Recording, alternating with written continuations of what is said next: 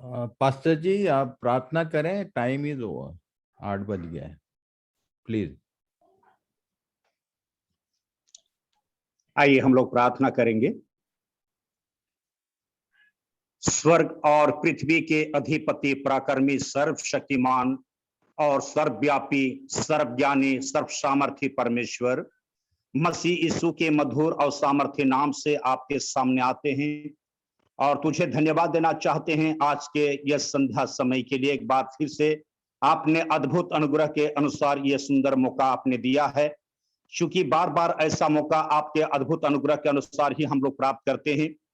तेरे वचन को हम स्मरण करते हैं प्रभु, जैसा बाइबल हमें प्रकट करती है, जब जब समय को निकट आते देखो त्यों त्यों एक दूसरे के साथ इकट्ठा होना ना छोड़ो, क्योंकि कितनों की रीति है। मेरे पिता, हम आपका धन्यवाद देना चाहते हैं क्योंकि हम मसीहों के लिए हमारा प्रभु आने वाला है, जिसकी तैयारी में हम लोग जुड़े हुए हैं प्रभु। इसलिए खास करके आपने हमारे लिए शुभ अवसर दिया है कि आपके उपस्थिति में हम लोग एकत्रित होकर के आपके वचनों के द्वारा जो हमारे लिए जो विशिष्ट वचन आपने रखा है, जिन विशिष्ट वचनों के माध्यम से हम लोग कई ज्ञानों को हासिल करें और आपका भय भक्ति के साथ अपने जीवन को यापन करते हुए तेरे पवित्र इच्छाओं को हम लोग पूरा कर सकें। पिता, हम आपका धन्यवाद देना चाहेंगे, इसलिए खास करके आप अभी और इस वक्त में हम जितने भी खुदाबंद तेरे समक्ष आए हैं प्रभु बाइबल स्टडी के लिए, खुदाबंद तेरे उस रेमा वचन के माध्यम से जो पास्टर साहब के द्वारा जो अगुवाई होती है उनके बीच में होकर के पिता परमेश्वर हमारे लिए सुंदर अपने रेमा वचनों पर रखा जाए, हालेलुया,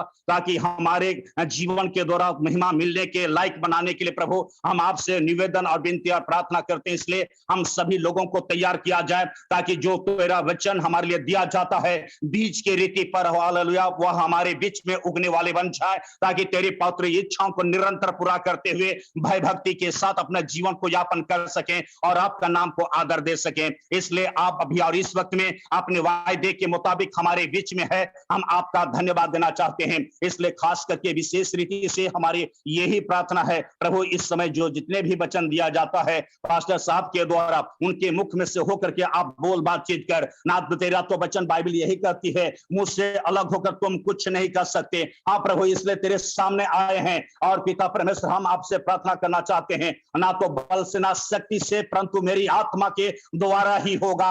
इसलिए खुदावन अभी और इस वक्त में आपके आत्मा की उपस्थिति के लिए हम प्रार्थना करते हुए हम प्रार्थना के द्वारा आशीष की हम कामना करते हैं, ताकि आज का जितने भी स्टडी होता है हमें डीपली जाने के लिए प्रभु अपना महिमा को प्रकट होने दीजिए और पिता परमेश्वर अपने दास को इस्तेमाल कीजिए। मैं आपके हाथ में समर्पित करता हूं। इसलिए विशेष करके इस समय और इस वक्त में ये प्रेमी पिता परमेश्वर इस बाइबल स्टडी को खुदाबंद हमें सुनने के लिए, मनन करने के लिए हमारी मदद कीजिए, जिसके द्वारा पवित्र पिता परमेश्वर आपका नाम को आदर दे सके।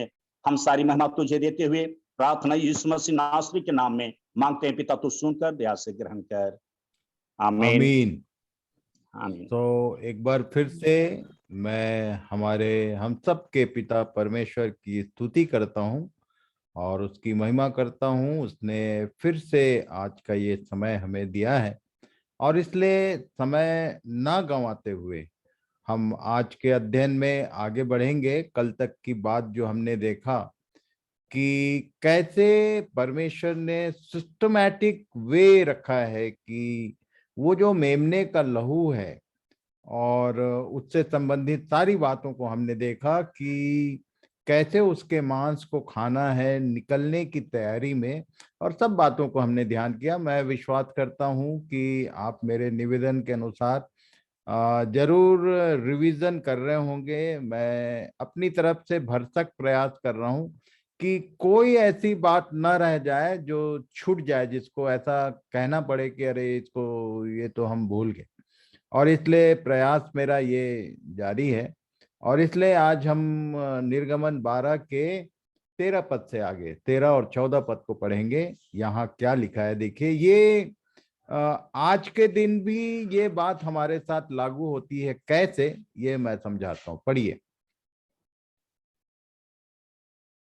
जिन घरों में तुम रहोगे उन पर वह लहू तुम्हारे निमित्त चिन्ह ठहरेगा, अर्थात मैं उस लहू को देखकर तुमको छोड़ जाऊंगा, और जब मैं मिस्र देश के लोगों को मारूंगा तब वह विपत्ति तुम पर न पड़ेगी और तुम नाश न होंगे। और वह दिन अभी तुम एक बात किसी के समझ में नहीं आ रही है कि कोरोना नाम का जो प्रॉब्लम आया है, पूरे विश्व में सारे साइंटिस्ट फेल हैं, मेडिकल साइंस फेल है। आज तक किसी को समझ में नहीं आया है कि ये है क्या।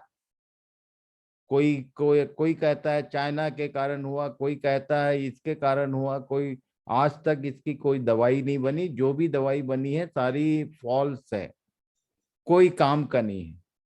और जो बातें मनुष्य के चित्त से बाहर होती हैं वो परमेश्वर करता है। मैं 1 साल से बोलते आ रहा हूं, लगभग पूरे जितने मेरे स्कॉलर्स हैं सबको, कि यदि मनुष्य कोई प्रॉब्लम क्रिएट करेगा तो परमेश्वर के पास उसका सॉल्यूशन होता है, पर यदि परमेश्वर कोई चीज खड़ा कर दे तो उसको कौन मनुष्य बना सकता है। ये बीमारी परमेश्वर ने कलीसिया के लिए आने दिया है कि कलीसिया के लोग अपनी अपने जीवन में अपनी पर्सनल इंडिविजुअल तैयारी कर लें, क्योंकि प्रभु का आना बहुत ही निकट है। और कलीसिया के पास टाइम नहीं था। अभी लॉकडाउन हुआ, 1 साल से पूरा टाइम है हमारे पास, ना कहीं जाना है, ना कहीं आना है, ना मार्केटबाजी है, ना कुछ नहीं है। 1 साल पूरा उसने दिया हमको तैयारी करने का, सब चीज को ड्रॉप किया उसने। और उसका कारण क्या बनाया था? Death was moving on the world, on the earth. मृत्यु घूम रही, मृत्यु जो बाहर निकला वो मारा गया।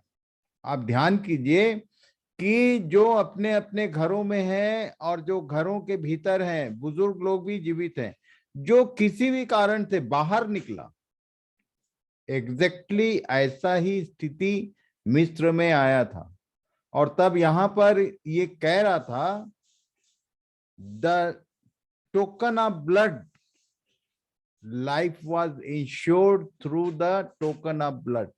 लहू के छाप के द्वारा जीवन की घोषणा हुई, लाइफ इंश्योरेंस मिला कि जिन जिन घरों में वो लहू की छाप होगी उनको तो मृत्यु छुएगी नहीं। ये पिछली बार जब स्वाइन फ्लू आया था और मेरा बेटा पुणे में रहता और हम लोग कोरबा में थे, छत्तीसगढ़ में रहते थे, सब लोग यहां से स्टूडेंट लोग भाग रहे थे।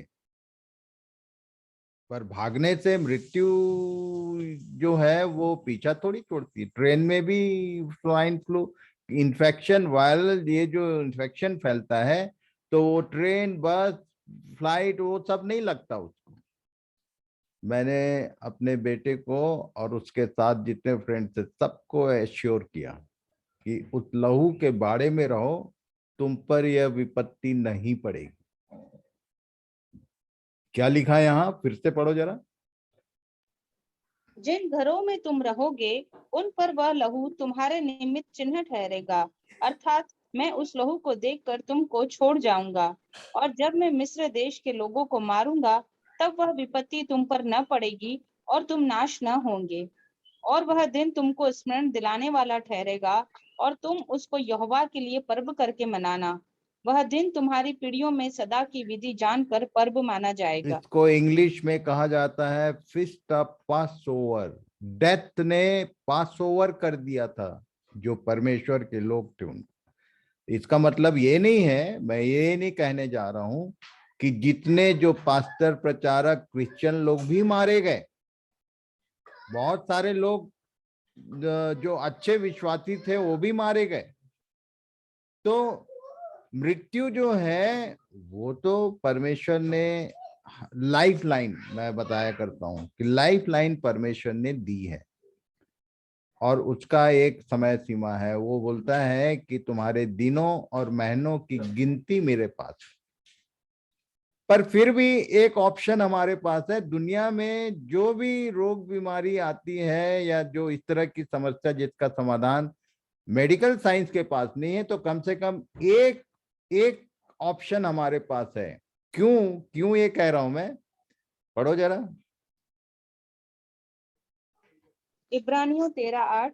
यीशु मसीह कल और आज और युगानी युग एक सा है। वो कल भी वैसी था, आज भी वैसे ही है और आगे भी वैसे ही रहेगा। उसकी नियमें, उसके जो नियम होते हैं उसके रूल एंड रेगुलेशन जो होते हैं, किसी के लिए कुछ और किसी के लिए कुछ नहीं होता है। यदि परमेश्वर ने आपका प्रयोजन है इस पृथ्वी पर, तो आपको मृत्यु नहीं ले जा सकती जब तक उसकी मनसा है। और तब उसमें एक ऑप्शन ये है, यीशु का लहू, वो उस समय मेमने का लहू था जिसने इनको एश्योर किया। आज भी हमारे पास एक ऑप्शन है। पढ़ो भाई। When I see the blood, I will pass over you. वो बोला था कि मैं मृत्यु को तुम्हारे अंदर आने नहीं दूंगा। लहू देख के वो बाईपास कर देगा। ये लाइन हम लोग देख रहे थे अभी। अब पढ़िए पहला कुरिन्थी 10 का 11 एक बार फिर से याद करें जहां से हम निकले थे।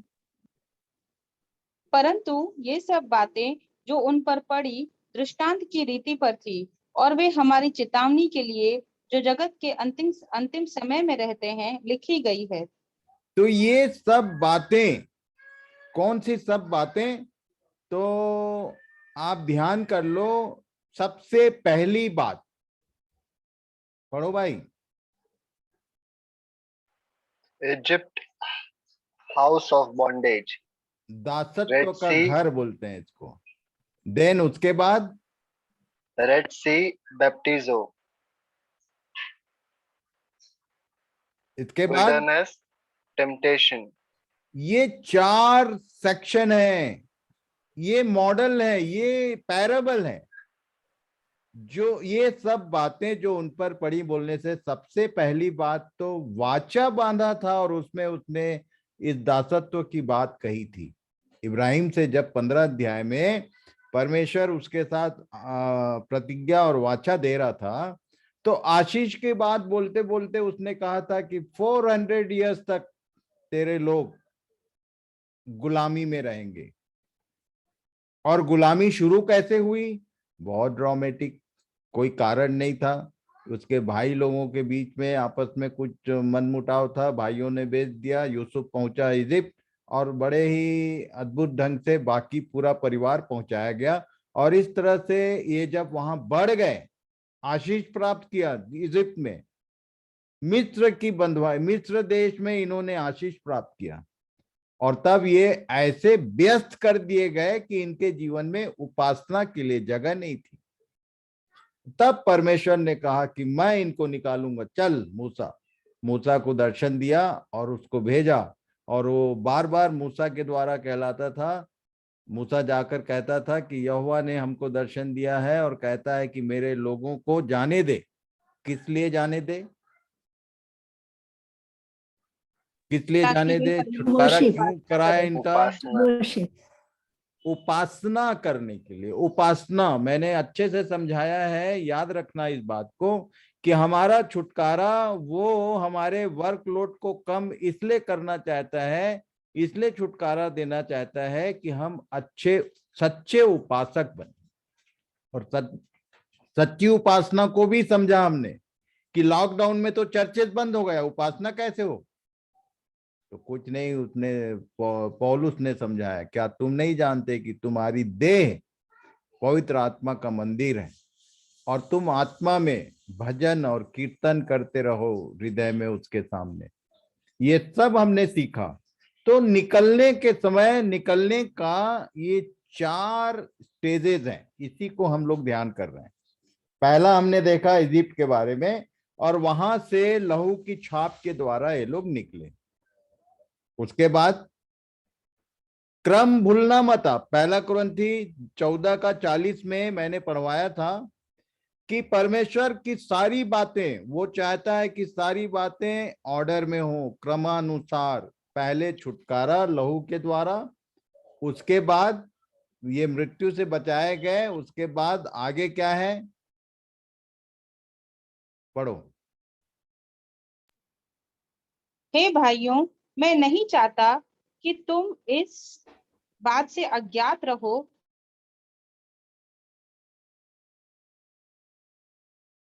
ये दिख नहीं रहा है वर्ड, बादल के नीचे थे और सब के सब समुद्र के बीच से पार हो गए और सब ने बादल में और समुद्र में मूसा का बपतिस्मा लिया।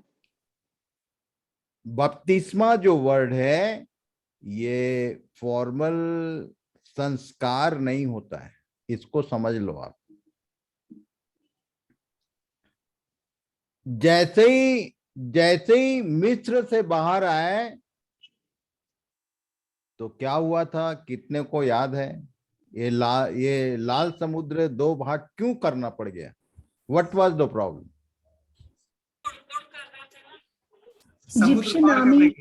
इजिप्शियन आर्मी पीछे थी। इजिप्ट के सेना फिरौन को होश आया कि अरे लेबर वर्क कौन करेगा, मैं तो छोड़ दिया इनको। तुरंत बोला चलो निकलो, और पूरी सेना, सामने लाल समुद्र, पीछे मिस्र की सेना। वहीं रोना गाना शुरू किया मिस्रियों इजरायलियों ने कि हमको तू मरने के लिए ले आया। उधर से ही शुरू होता है। तब जब लोग चीख पुकार मचा रहे थे, और तब मूसा की एक आदत थी कि ये लोग जब कुछ चीख पुकार मचाते थे तो उनसे बहस नहीं करता था, वो केवल परमेश्वर की ओर देखता था। और तब परमेश्वर ने कहा, इसने बोला, परमेश्वर ने के गाइडेंस में, keep quiet and see the hand of God. शांत हो जाओ और परमेश्वर के काम को देखो। और तब मूसा को परमेश्वर ने कहा था लाठी को पानी में मार दे, और समुद्र दो भाग हो गया। और इसको पौलुस कह रहा है, फिर से पढ़ना जरा। हे भाइयों, मैं नहीं चाहता कि तुम ये पौलुस जिम्मेदार व्यक्ति है। वो कह रहा है कि मैं नहीं चाहता कि तुम इस बात से अज्ञात रहो। याद दिला रहा है इनको सबको याद है, यहूदी लोग हैं, ये कन्वर्टेड लोग थे। इसमें बहुत सारे, कलीसिया में बहुत सारे अन्य जाति भी थे और यहूदी भी थे। और ये कलीसिया को लिख रहा था कि मैं नहीं चाहता कि तुम इस बात से अज्ञात रहो कि हमारे सब बाप दादे अर्थात इजरायली लोग, क्या लिखा आगे, कि हमारे सब बाप दादे बादल के नीचे थे और सब के सब समुद्र के बीच से पार हो गए और सब ने बादल में और समुद्र में मूसा का बपतिस्मा लिया। मिस्र देश में लाल समुद्र नहीं होता है।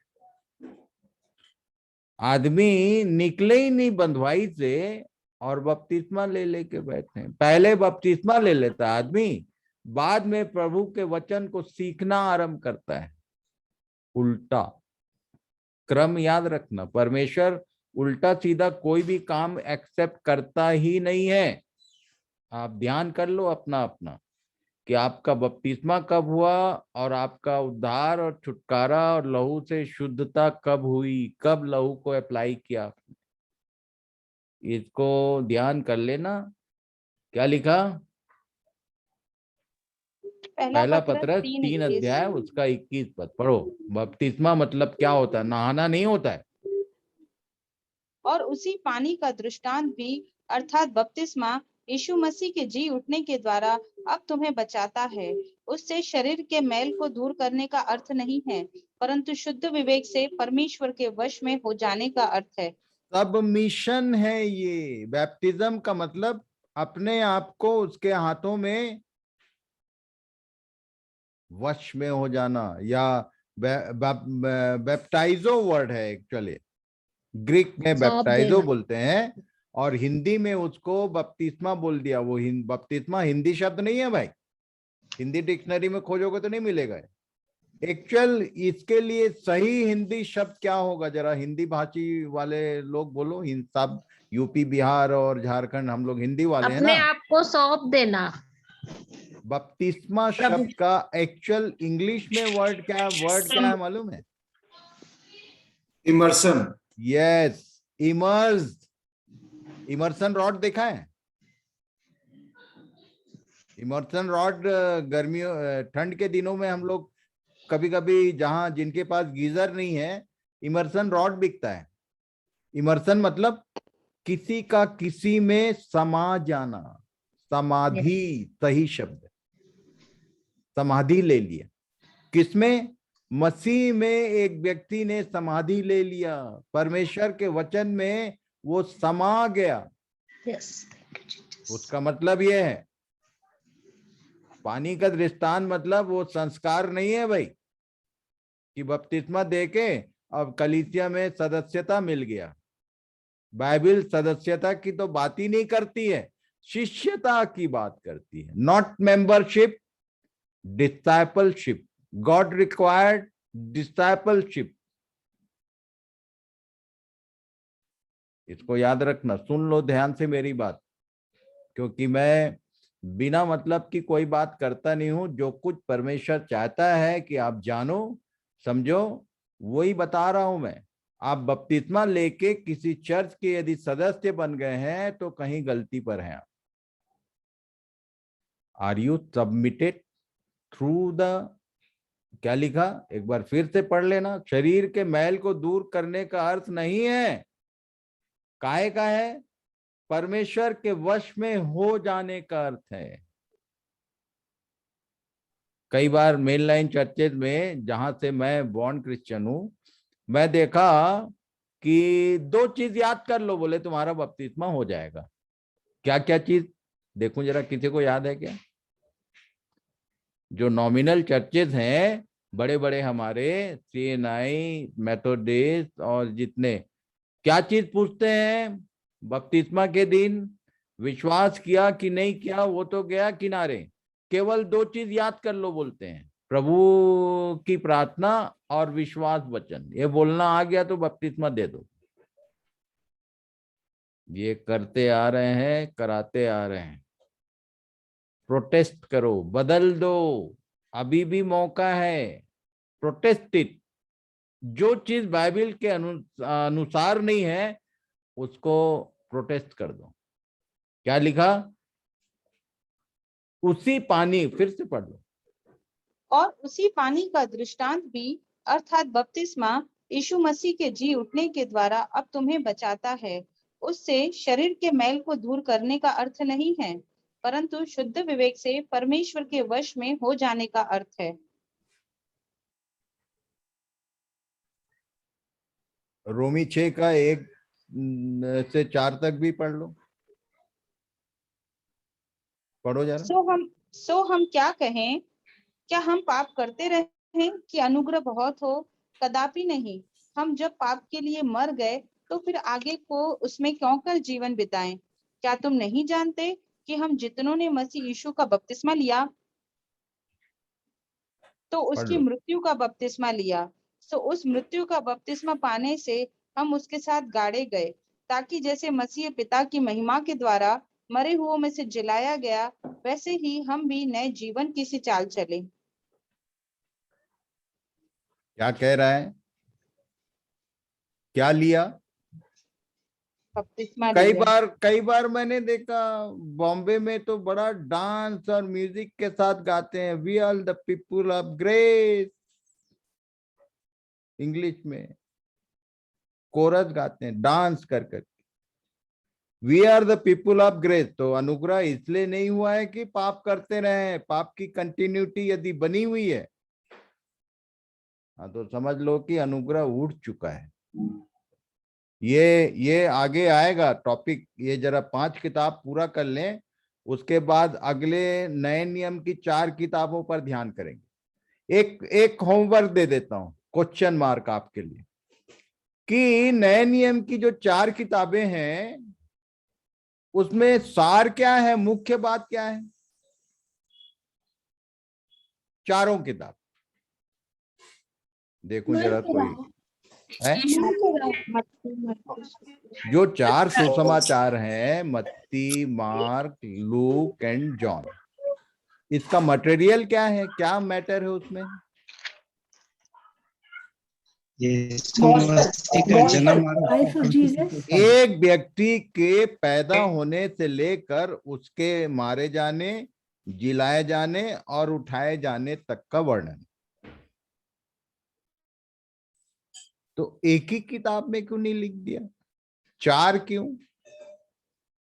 उसका कारण बताऊंगा, तब ये समझ में आएगा कि पाप करते रहें सो हम क्या कहें कि क्या पाप करते रहें कि अनुग्रह बहुत हो।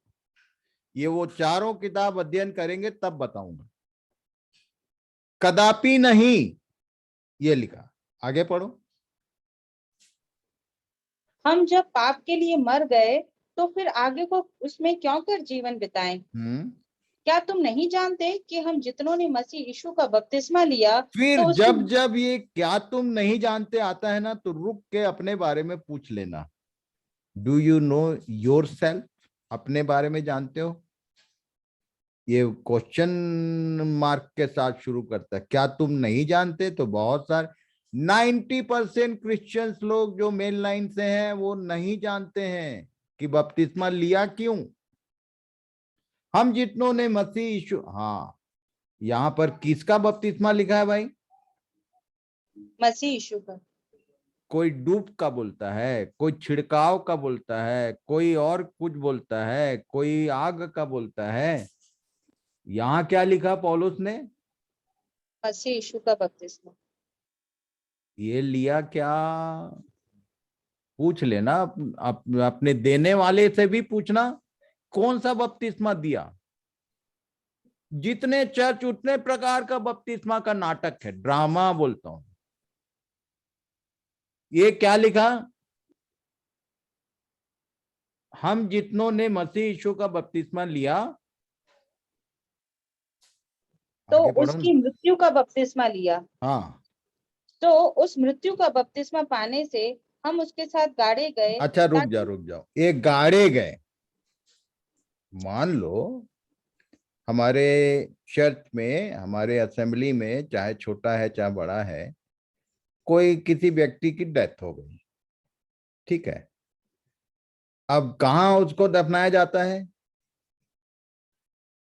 आधे लोग तो चर्च के मेंबर इसीलिए बनते हैं कि भाई दफनाए जाने का, मेंबर नहीं होंगे तो पता नहीं क्या करना पड़ जाए।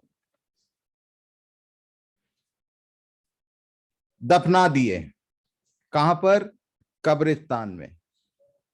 अब वापस आए, अक्सर अनाउंस होता है कि शाम को कंडोलेंस का मीटिंग, ईसाइयों के बीच में ये होता है। पता नहीं नए लोगों ने सुना है कि नहीं, ये शब्द सुना है कि नहीं अशोक? नहीं।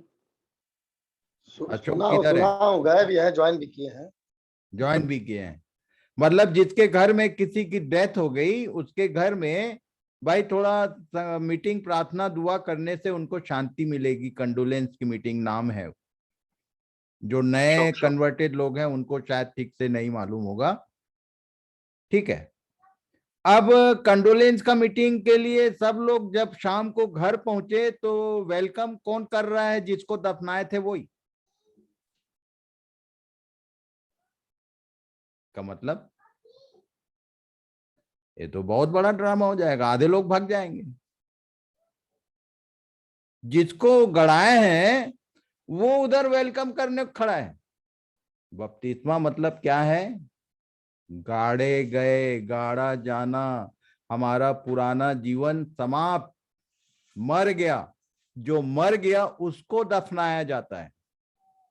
सब पुराना जिंदा है, फिर से दिखाई देता है। तो बपतिस्मा नहीं हुआ, वो गाड़ा जाना नहीं हुआ भाई।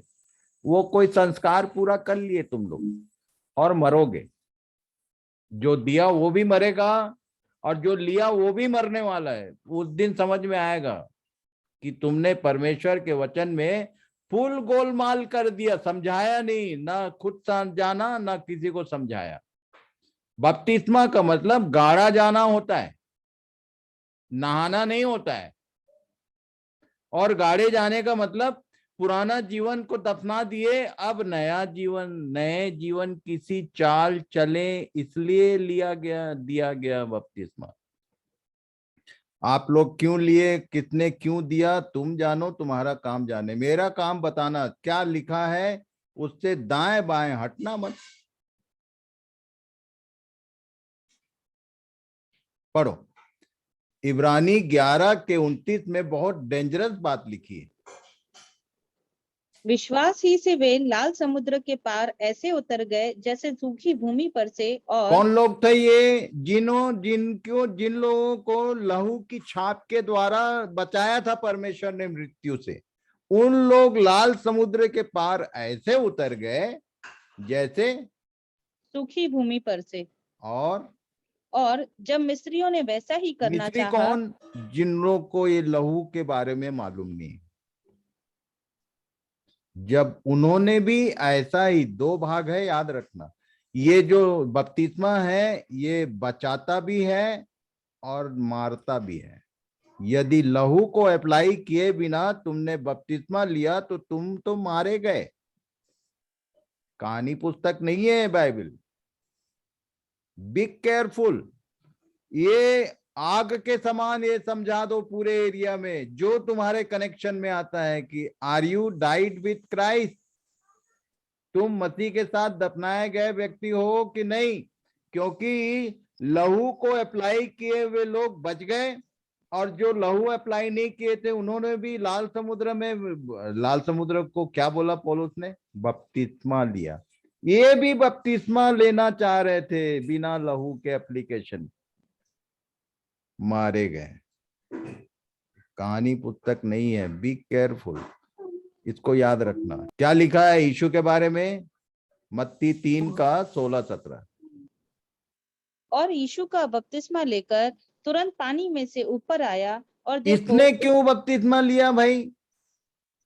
तो इससे पूछा था यूहन्ना ने, तो बोले ऐसा ही होने दे, हमको धार्मिकता को इसी रीति से पूरा करना अवश्य है। वो मॉडल था, मॉडल दे रहा था कि जितने लोग मेरे पीछे आएंगे उनको ऐसा ही लेकर करके परमेश्वर के पुत्र पुत्रियों में शामिल किया जाएगा। क्या लिखा है आगे? और यीशु का बपतिस्मा लेकर तुरंत पानी में से ऊपर आया और देखो उसके लिए आकाश खुल गया और उसने परमेश्वर के आत्मा को कबूतर की नाई उतरते और अपने ऊपर आते देखा। और कबूतर देखो, कैसे उतरता है? कभी कबूतर को देखना, नीचे आता है बैठता है तो कैसे बाज के समान आता है कि चील के समान आता है कि कौवा के किसके समान आता है? कबूतर मतलब बहुत ही साइलेंटली, बहुत शांति के साथ आराम से जैसे लैंड करते हैं। हम लोग का पवित्र आत्मा का पाने का जो हिसाब किताब है वो बताऊंगा मैं। क्या बोलते पेंटिकोस्ट के दिन जो हुआ था वो क्या था, और ये यीशु के ऊपर जो आया ये क्या था। ये अभी तो समझ लो कबूतर की नहीं। ओके। और एक और बपतिस्मा है, आगे देखेंगे, आग का। वो भी समझा देता हूँ बाद में, उसके लिए है जगह, पर अभी याद दिला देता हूं। अभी 4:1 पढ़ो। जैसे ही बपतिस्मा लेके ये निकला, 4 अध्याय के 1 पद में क्या लिखा है? पवित्र आत्मा जो आया था उसने क्या किया यीशु को? तब उस समय आत्मा यीशु को जंगल में ले गया ताकि इब्लिस से उसकी परीक्षा हो। पवित्र आत्मा का सबसे पहला काम ये होता है भाई, ये भाषा भाषी और चमत्कारी और एकदम एक व्यक्ति हीलर हो जाता है। सबसे पहले बपतिस्मा जैसे ही हुआ, जीसस इज योर मॉडल। ये हमारे लिए मॉडल है, हमारा आदर्श है कि हम भी उसके पद चिन्हों पर चलें।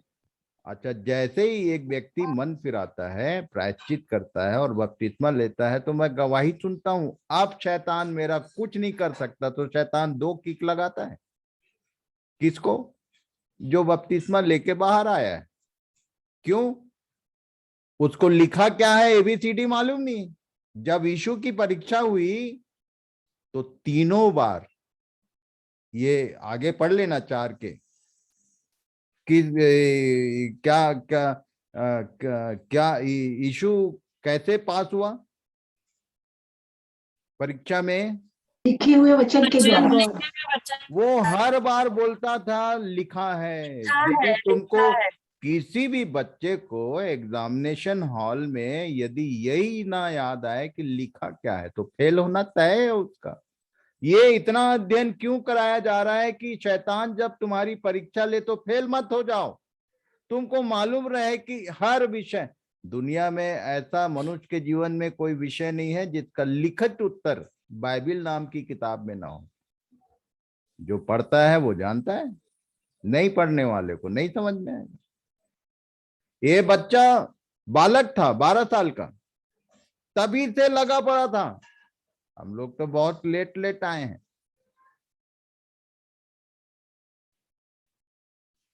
क्या लिखा है ये यदि नहीं मालूम, मैं तो यहां तक बोलता हूं कि कुछ खरीदने जा रहे हो मार्केट में, उस विषय में प्रभु से पूछो, वचन में लिखा होगा कि ये तुमको लेना चाहिए कि नहीं, नौकरी के बारे में ये काम करना चाहिए कि नहीं, सब मिलेगा।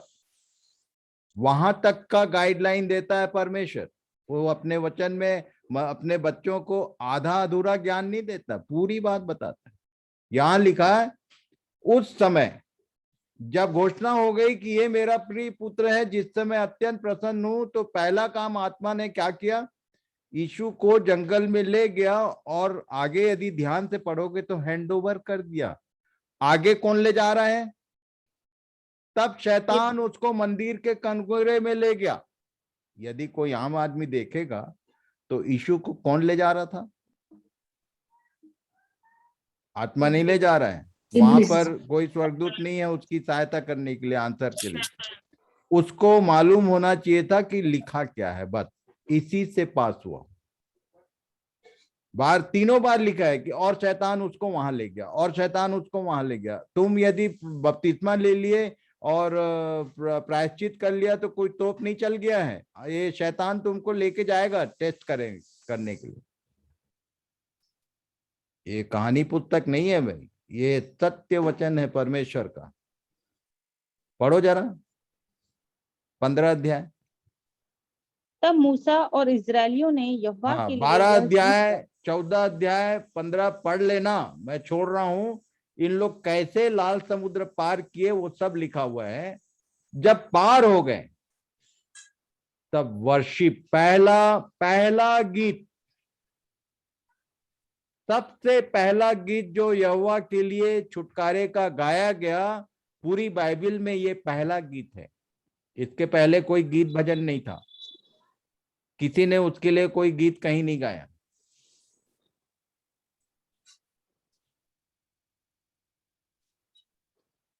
दाऊद के बारे में लिखा है वो बाद में।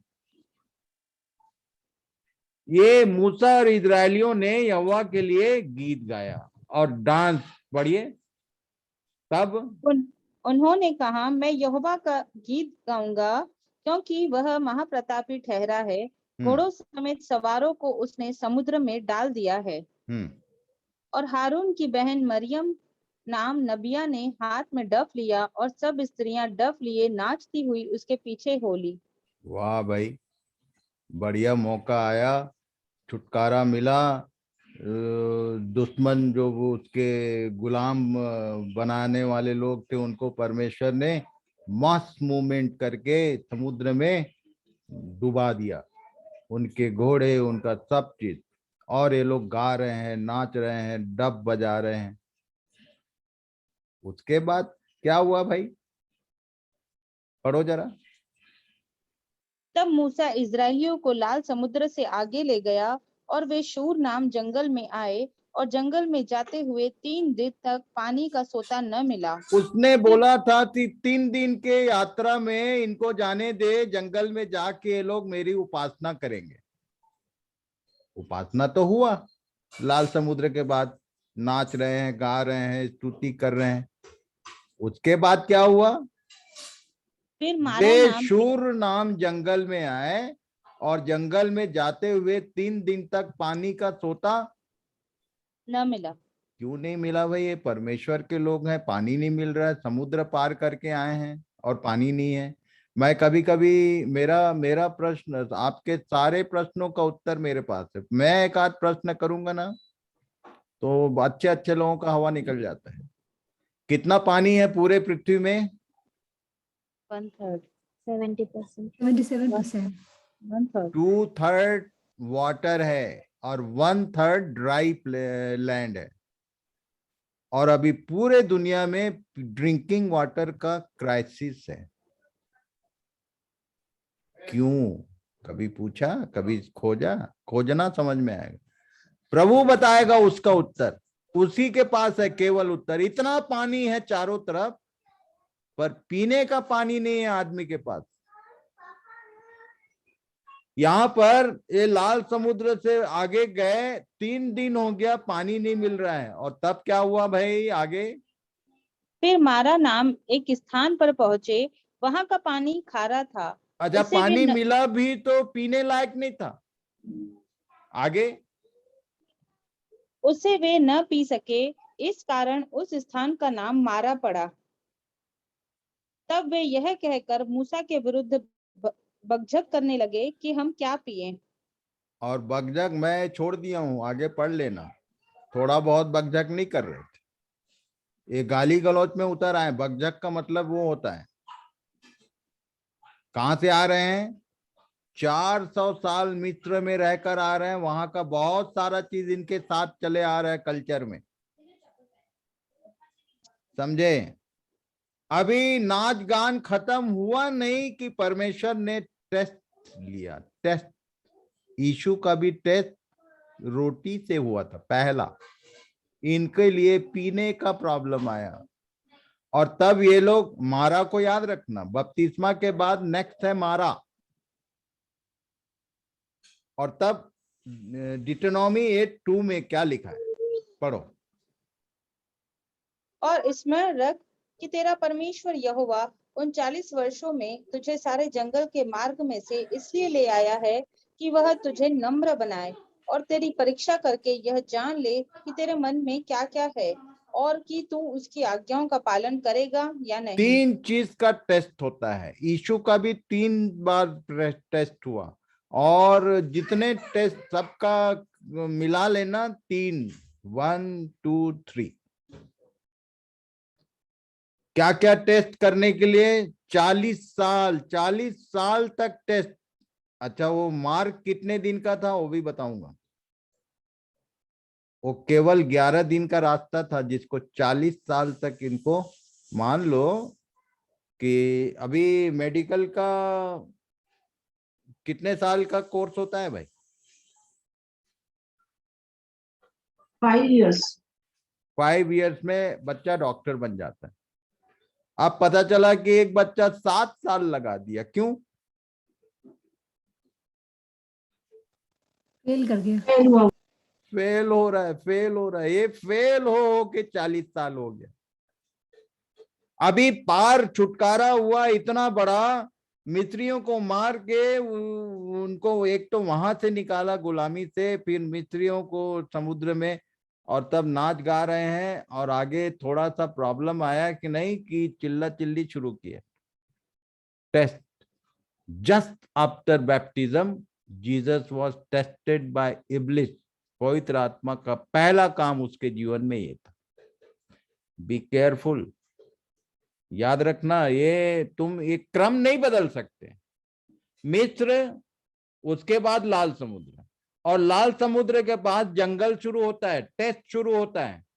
अब ये तुम्हारे ऊपर डिपेंड करता है कि तुम टाइम से कनान पहुंचोगे कि। अच्छा, कनान क्या है वो भी बताता हूं। कनान क्या है वो भी देखेंगे। कई लोग बोलते हैं कनान मतलब, अच्छा जरा बोलो, सुन लूं मैं। कनान का मतलब क्या होता है जी? कनान कौन सी जगह? मिस्र की गुलामी से छूटकर कनान मतलब क्या हेवन, है? Final destination, heaven. वाचा का देश। ध्यान से पढ़ लेना। यहोशू से शुरू होता है कनान, यहोशू के माध्यम से। उसके पहले मूसा को रोक दिया गया, और कनान कुछ नहीं, बैटल फील्ड है। कभी दक्षिणी भाग का जीता जाना, कभी उत्तरी भाग का, कभी वो यरीहो की दीवार, लड़ाई की जगह है वो, कोई डेस्टिनेशन नहीं है। जब तुम इन सब स्थितियों से पार होगे तब तुम्हारा बैटलफील्ड युद्ध शुरू होगा कि तुम जो 2-4 आदमी को प्रभु के लिए जीत सको।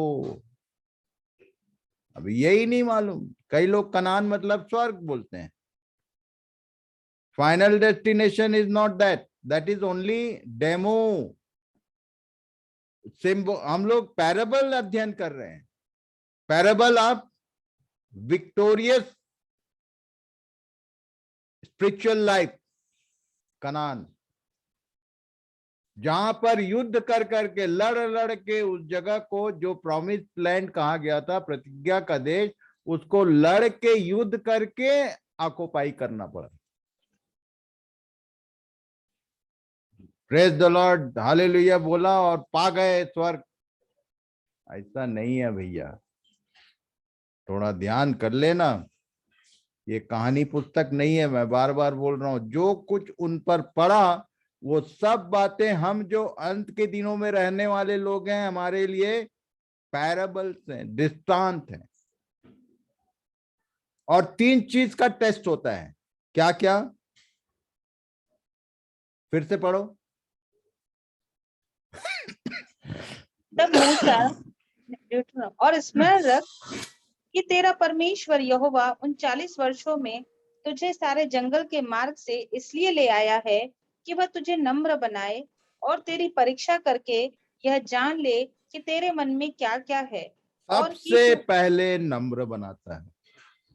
ये मूसा को नम्र होने में 40 साल लग गया, इनको भी नम्र बनाते बनाते 40 साल हो गया, और ये बने ही नहीं। केवल 2 ही लोग गए, लहू की छाप से जितने निकले थे वो सारे के सारे जंगल में नाचो। कैसे? परीक्षा में फेल होते रहे, परीक्षा में फेल होते रहे। हर बार बोलते थे कि तुम मरने के लिए हमको ले आए, वहीं मर जाते तो ज्यादा अच्छा। नम्र। और तेरे मन में तेरे, अच्छा, ये जो आर्मी के विषय में थोड़ा बहुत आइडिया है।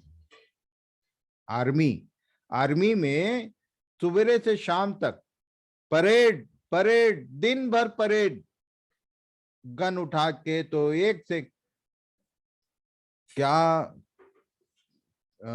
जो आर्मी का जो चीफ होता है उसको क्या नाम देते हैं, क्या बोलते हैं? Commander. कमांडर। तू उसकी आज्ञाओं का पालन, क्योंकि युद्ध क्षेत्र में जा रहे हो तुम, तू बात मानेगा कि नहीं? फायर मतलब फायर, जो जिस बात का कमांड दिया जाए तो कमांड फॉलो करने का प्रैक्टिस होता है। परेड जो होता है, लेफ्ट राइट का मतलब केवल कमांड को ओबे करने की प्रैक्टिस है वो। ये तू उसकी आज्ञाओं का पालन करेगा कि नहीं, ये टेस्ट किया जाता है। तेरे मन के भीतर क्या क्या है, अंदर क्या चलते रहता है, उसका टेस्ट होता है बैटलफील्ड में जाने से पहले। प्रभु सहायता करे, इन बातों को गंभीरता से समझें। पढ़ो। Wilderness, way of 11 days in 40 years. ये जो परीक्षा थी, ये 11 दिन का मार्ग को, व्यवस्था विवरण 1 अध्याय को पढ़ लेना, उधर लिखा हुआ है। वो जगह जहां से निकल के इनको जहां पहुंचना था वो केवल 11 दिन का था।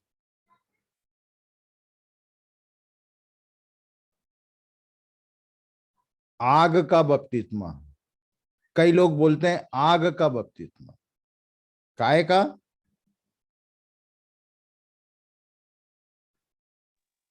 पढ़ो पढ़ो भाई। रोमियो 12:1-2।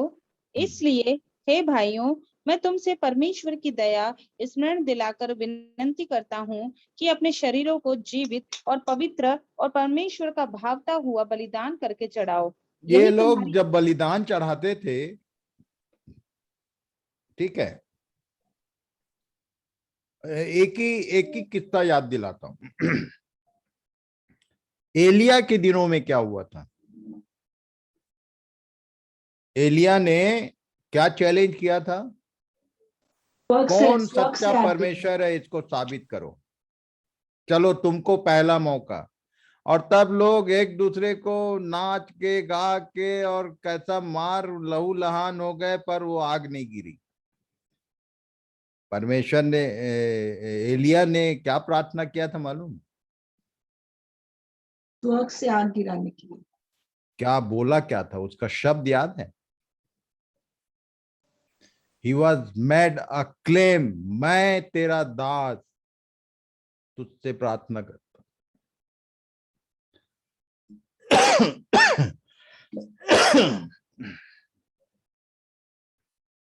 पुराने जमाने में याद करना कि जब जब भेंट पर, वेदी पर भेंट चढ़ाई जाती थी, तो कौन सी आग आती थी? स्वर्ग से आग आती थी और उसको भस्म करती थी। नादाब और अबीहू का नाम मालूम है? हारून के बेटे थे। क्या हुआ था, जरा वो भी बता दो। आग आके भस्म कर दी, आग आके भस्म कर दी दोनों। क्यों भस्म कर दिया? जो उनको कहा गया क्यों भस्म हो गए दोनों? वही वेदी। आप लोगों को मालूम नहीं है, एक बात बता देता हूं मैं, कि इनके लिए जो ड्रेस बना था, निर्गमन 25 अध्याय से आगे पढ़ लेना, वो ड्रेस में क्या क्या बनाया गया था। तो वो जो बागा पहनते थे याजक लोग, उसके नीचे में घुंघरू घंटियां लगी रहती थी, और उसके कमर में एक रस्सी रहता था जो बाहर तक रहता था। यदि कोई गलती करे और भस्म हो गया तो आम आदमी तो जा नहीं सकता, और रस्सी से खींचते थे डेड बॉडी। पढ़ लेना ध्यान से, बाइबल में सब बात लिखी है, कांप जाओगे। याजकीय सेवा जो करने वाले लोग हैं, वेदी के अल्टर के आसपास कुछ भी अशुद्धता, कुछ भी बात हो गई तो पुराने समय में भस्म हो जाते थे। इन्होंने ऊपरी आग, ऐसा लिखा है, कोई दूसरा आग लगा दिया, और तब परमेश्वर का क्रोध प्रकट हुआ, वो भी भस्म हो। पढ़ लेना।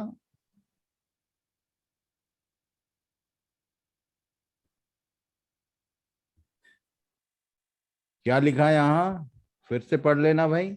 बलिदान करके चढ़ाओ, बलिदान करके चढ़ाओ का मतलब, तुम जब अपने शरीरों को जीवित पवित्र परमेश्वर को भावता हो करके यज्ञ में डालोगे, तो स्वर्ग की आग आके तुमको भस्म करेगी, तुम्हारा मैं समाप्त हो जाएगा। और तब पौलुस जैसे तुम बोल सकोगे कि मुझ में मैं नहीं, पर मसीह जीता है, मसीह चलता फिरता है। फायर बपतिस्मा, आग का बपतिस्मा का जितने लोग कल्पना भी करते हैं, तो याद रखना, यदि फायर बैप्टिज्म हुआ का मतलब तुम समाप्त, जल आग में किसी चीज को डालोगे तो बचेगा क्या? और तब आगे लिखा है, आगे पढ़ो, यही तुम्हारी आत्मिक सेवा है। आगे, और इस संसार के सदृश न बनो, परंतु तुम्हारी बुद्धि के नए हो जाने से तुम्हारा चाल ये चलन सब भी। बातों को जब पतरस पढ़ता था ना, तो कांपते रहता था। उसने बोला, पढ़ लेना, दूसरा पतरस का लास्ट पैराग्राफ, 3-4 लाइन है, इसके बारे में हमारे भाई पौलुस ने भी ऐसा लिखा है, जिसको अनपढ़ और चंचल लोग खींच तान कर अपने ही विनाश का कारण बनाते हैं, लिख दिया। इसकी ऐसी ऐसी बातों से बड़ा घबराता था। कौन? पतरस। उसने लिखा, पौलुस ने लिखा, उसको उसने कोट किया पतरस ने। पढ़ो आगे, यही तुम्हारी आत्मिक सेवा है। परंतु तुम्हारी बुद्धि के नए हो जाने से तुम्हारा चाल चलन भी बदलता जाए, जिससे तुम परमेश्वर की भली और भावती और सिद्ध इच्छा अनुभव से मालूम करते रहो। ये सब चालू हुआ कि नहीं हुआ, ये अपन देखेंगे जब वो 4 सुसमाचार अध्ययन करेंगे। पर ये याद रखना, ये बैप्टिज्म बोलने से water baptism is a burial and fire baptism is a यज्ञ, सेक्रीफाइस। ये दोनों का दो अलग अलग मतलब है। आगे पढ़ो, फिलिप्पी 2 का 5 से 9 तक। जैसा मसीह यीशु का स्वभाव था वैसा ही तुम्हारा भी स्वभाव हो। हाँ, इसको ध्यान रखना।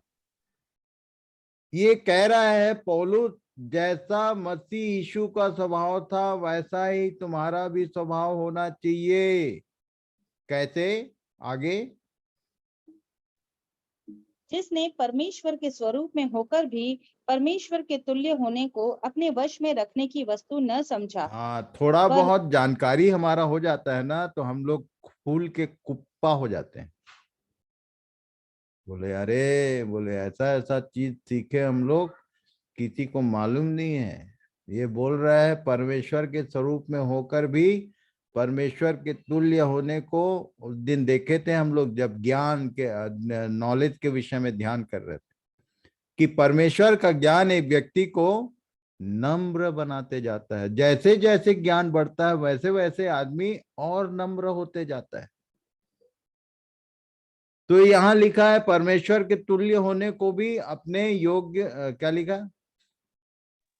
परमेश्वर के तुल्य होने को अपने वश में रखने की वस्तु न समझा, वरन अपने आप को ऐसा शून्य कर दिया और दास का स्वरूप धारण किया और मनुष्य की समानता में हो गया। ये शून्य, शून्य, शून्य किसको बोलते हैं मालूम है? कई बार कई लोग बोलते हैं पवित्र आत्मा से भर गया। अरे पवित्र आत्मा का तुमको मालूम नहीं, मतलब ही नहीं मालूम। पवित्र आत्मा यदि किसी को छू ले तो वैक्यूम पावर है वो, न्यूमा बोलते हैं ग्रीक में, न्यूमेटिक पावर है वो, जो तुमको शून्य करेगा, तुमको भरेगा नहीं, तुम्हारे भीतर से सारी अनवांटेड चीजों को निकाल बाहर करेगा। पवित्र आत्मा ने यदि छू दिया तो ऐसा शून्य कर दिया। आगे, और दास का स्वरूप धारण किया और मनुष्य की समानता में हो गया और मनुष्य के रूप में प्रकट होकर अपने आप को दीन किया और यहाँ तक आज्ञाकारी रहा कि मृत्यु, हाँ क्रूस की मृत्यु भी सह ली। इस कारण परमेश्वर ने उसको अति महान भी किया और उसको वह नाम दिया जो सब नामों में श्रेष्ठ है। यहां पर एक बात समझा देता हूं मैं।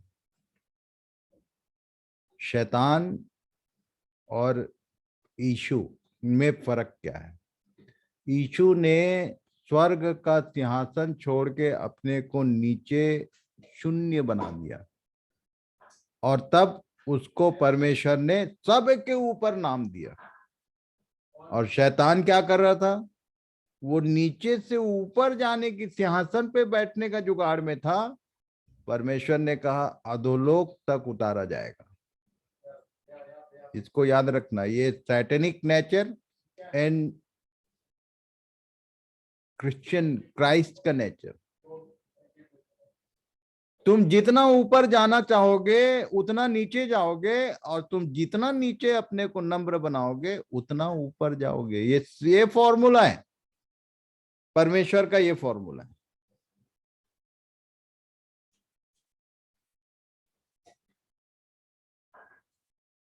होली स्पिरिट का नाम ग्रीक हिब्रू में बोलते हैं रुआक, जिसको उर्दू में रूह ट्रांसलेट किया गया। ये रुआक है एक्चुअल हिब्रू, इब्रानी में। और ग्रीक में बोलते हैं न्यूमा, पी साइलेंट, न्यूमा। और ये दोनों का जो मतलब है वो एक ही है। ये विंड ऑफ गॉड, हवा के समान, इसलिए लिखा है हवा जिधर चाहती है उधर चलती। ये सब जब विषय आएगा 4 सुसमाचार तब समझाऊंगा।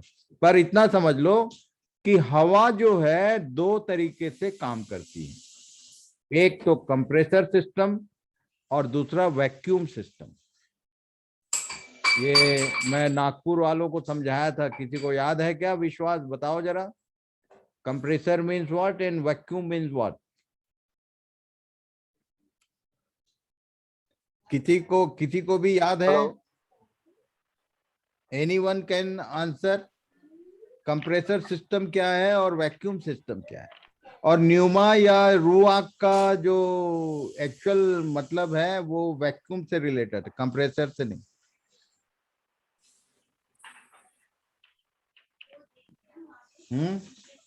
वैक्यूम क्लीनर का बताए थे।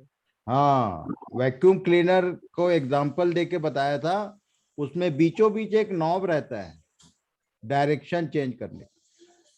कंप्रेसर सिस्टम में रहेगा तो हवा मारता है, वो धूल को उड़ाता है, और यदि वैक्यूम सिस्टम में रहेगा तो पूरा कचरे को खींच के, ये जो हमारा गलीचा होता है और क्या क्या सोफा होता है उसमें का धूल को, डस्ट को खींचना है तो क्या यूज करते हैं? कंप्रेसर कि वैक्यूम? Vacuum cleaner. वैक्यूम करके खींच के कचरे को निकाल, ये होली स्पिरिट का फंक्शन ही वैक्यूम सिस्टम है। गो, थैंक यू, गो।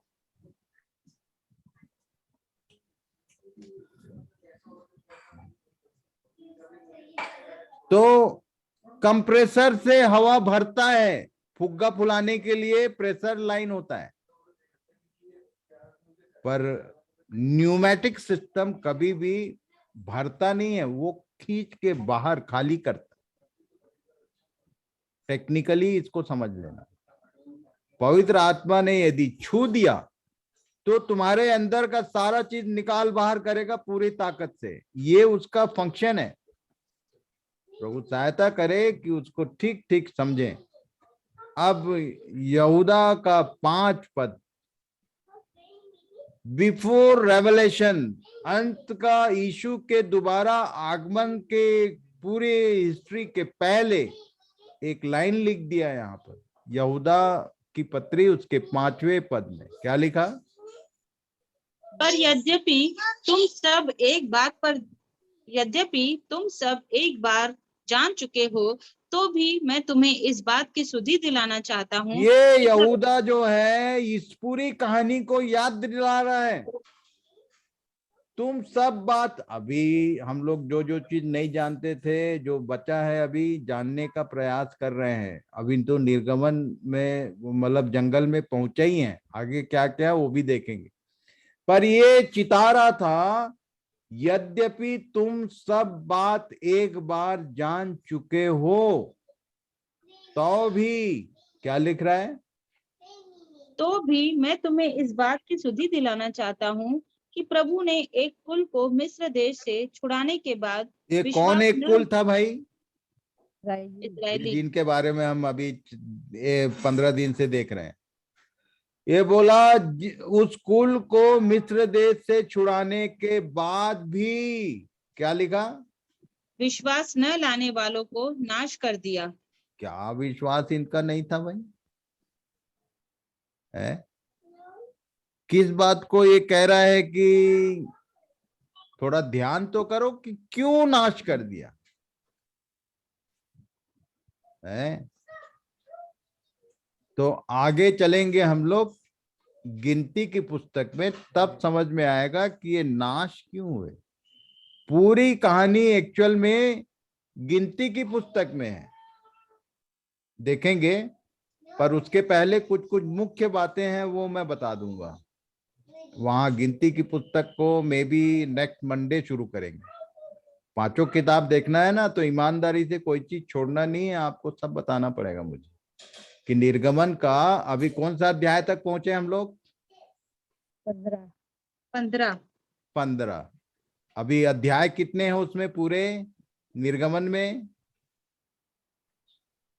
40। मुख्य मुख्य बातें अभी बाकी है कि परमेश्वर इनके साथ बोला मैं निवास करूंगा, मेरे लिए एक निवास का तंबू बनाओ। मिलाप वाला तंबू बनाया गया, और क्या क्या बनाया गया और कैसे कैसे बनाया गया सब देखेंगे हम। ये परीक्षा के समय में, परीक्षा के दिनों में, रेड सी के बाद कनान पहुंचने से पहले क्या क्या हुआ इनके साथ, ये सब तो पैराबल है। जो जो उन पर पड़ी वो सब दृष्टांत की रीति पर, तो कैसे बाईपास करूंगा मैं। पर ये लाइन याद रखना, क्या लिखा, फिर से एक बार पढ़ लो। पर यद्यपि तुम सब बात एक बार जान चुके हो, तो भी मैं तुम्हें इस बात की सुधि दिलाना चाहता हूँ कि प्रभु ने एक कुल को मिस्र देश से छुड़ाने के बाद विश्वास न लाने वालों को नाश कर दिया। तो आज का समय यहीं समाप्त होता है। Time is over. हम लोग कुछ मिनट आगे जा चुके हैं, बाकी बातें कल देखेंगे। 15 अध्याय से आगे पढ़ लेना आप लोग, यदि अंत तक पढ़ लो तो अच्छा है, पर रिवीजन जरूर करना इन सब बातों को। प्रभु करे कि इन सब बातों को रिवीजन करते चलें, और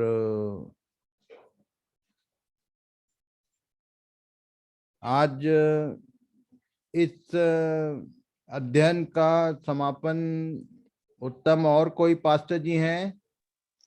पास्टर बिमल हैं। अच्छा, पास्टर बिमल का नेटवर्क थोड़ा गोलमाल रहता है, पर चलो ट्राई कर लेते हैं। Pastor Bimal, if you are hearing, आज का कंक्लूजन के लिए प्रार्थना आप करें।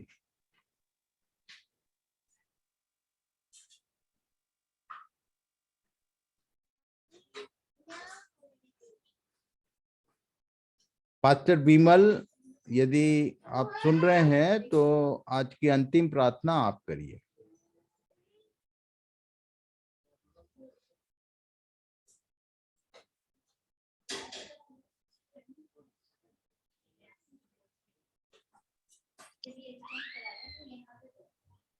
और यदि नहीं तो मीना मैन, आप प्रार्थना करो। ओके। धन्यवाद धन्यवाद धन्यवाद मेरे पिता, धन्यवाद पिता परमेश्वर, कोटि कोटि धन्यवाद यीशु के नाम से राजा आपके सम्मुख आते हैं मेरे राजा। आपका कोटि कोटि धन्यवाद पवित्र आत्मा, जो हमें दादा बता रहे हैं राजा वचन के बारे में मेरे पिता।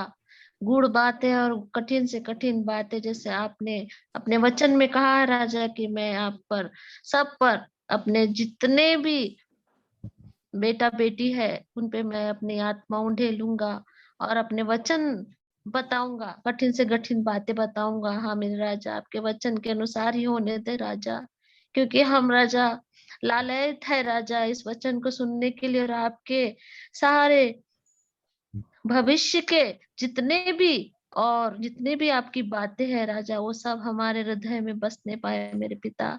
आपका कोटि कोटि धन्यवाद इस शाम के लिए राजा, और इस मीटिंग के लिए राजा आपका धन्यवाद करते हैं मेरे पिता, जो आपने हमें दादा से मिलाए राजा, और वो अपनी बातें और अपना आपका वचन दे सके राजा, दे सकते हैं मेरे पिता। पूरा पूरा राजा यीशु के नाम से मेरे राजा हमारे हृदय में बसने पाए मेरे खुदा। आपका कोटि कोटि धन्यवाद सच में राजा, आपका कोटि कोटि धन्यवाद करते हैं राजा इस मीटिंग के लिए राजा। उनको नामों नाम आशीष देना यीशु के नाम से राजा। जितने इस मीटिंग में आए हैं राजा, सबको नामों नाम आशीष देना मेरे पिता। उनकी आत्मा में छेद करके राजा वचन को बहुतायत से बसने दो मेरे पिता। आपका कोटि कोटि धन्यवाद। Thank you Jesus, thank you Raja, thank you Lord, thank you God. धन्यवाद धन्यवाद यीशु मेरे पिता, मेरे राजा, मेरे स्वामी। आपका कोटि कोटि धन्यवाद। इस छोटी सी प्रार्थना को यीशु नासरी के नाम से मांग लेते हैं राजा, सुन बड़ी दया से कबूल करो मेरे पिता। आमीन आमीन।